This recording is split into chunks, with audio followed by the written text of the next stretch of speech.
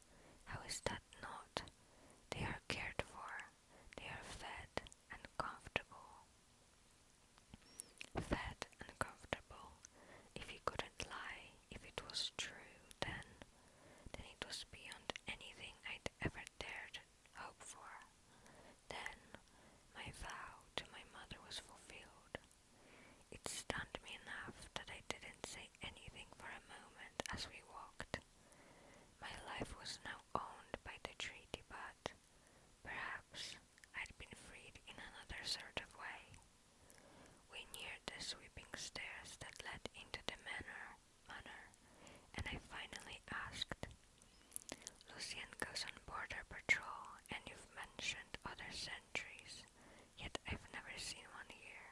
Where are they all?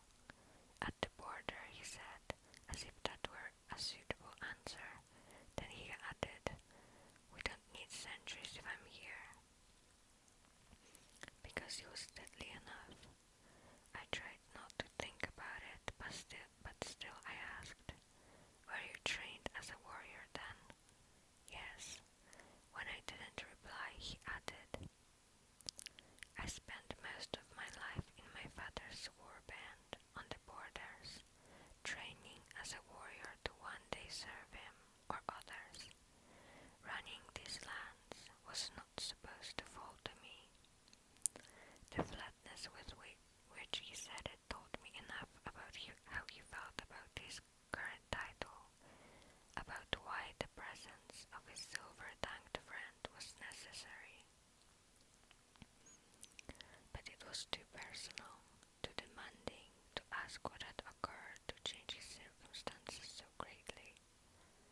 So I cleared my throat and said, what manner of fairies prowl the woods beyond this gate? If the bog isn't the worst of them, what was that thing? What I meant to ask was, what would have tormented and then eaten me? Who are you to be so powerful that they pose no threat to you? He paused on the bottom step, waiting for me to catch up. A puka. They use your own desires to lure you to some remote place. Then they eat you. Slowly, it probably smelled your human scent in the woods and followed it to the house.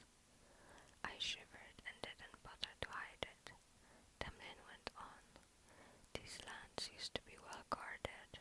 The deadlier fairies were contained within the borders of their native territories, monitored by the local Fey lords, or driven into hiding. Creatures like Buka never would have dared set foot here, but now, the sickness that infected Brithian has weakened the wards that kept them out. A long pause, like the words were choked out of him. Things are different now. It's not safe to travel alone at night, especially if you're human. Because humans were defenseless as babes, compared to unnatural-born predators like Lucien and Tamlin, who didn't need weapons to hunt. I glanced at his hands, but found no trace of the claws, only tanned, calloused skin. What else is different now? I asked, trailing him up the marble front steps.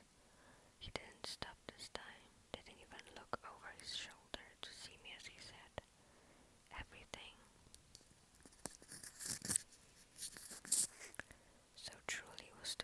So I truly was to live there forever.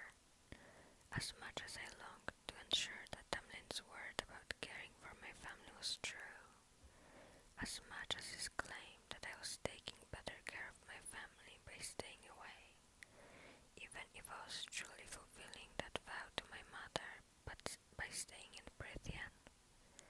Without the weight of that promise, I was left hollow and empty.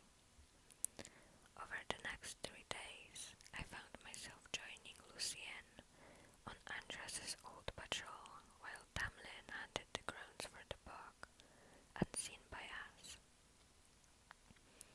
Despite being an occasional bastard, Lucien didn't seem to mind my company, and he did most of the talking, which was fine.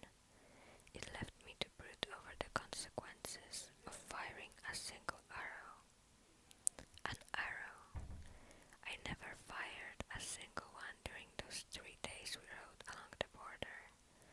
That very morning I'd spied a red doe in a glen, and aimed out of instinct, my arrow poised to fly right into her eye. A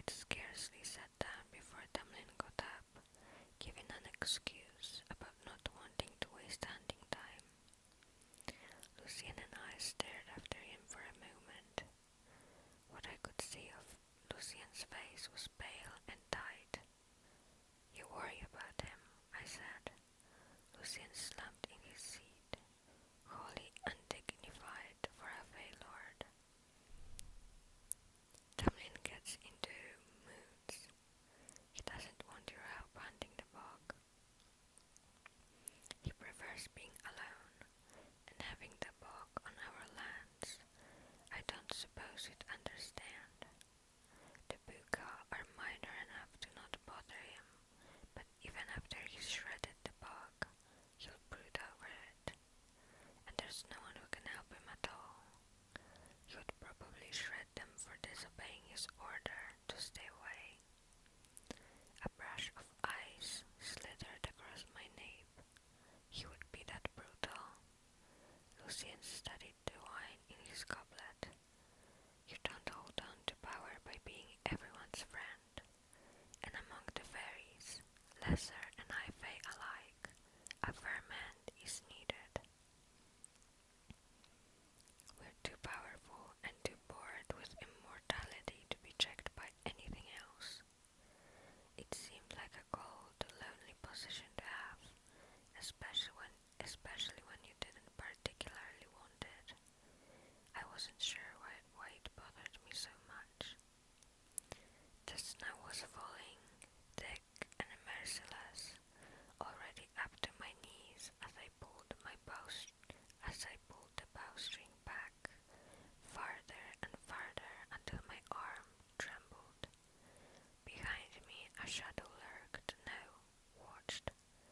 I didn't dare turn to look at it, to see who might be within that shadow, observing, not as the wolf stared at me across the clearing, just staring, as if waiting, as if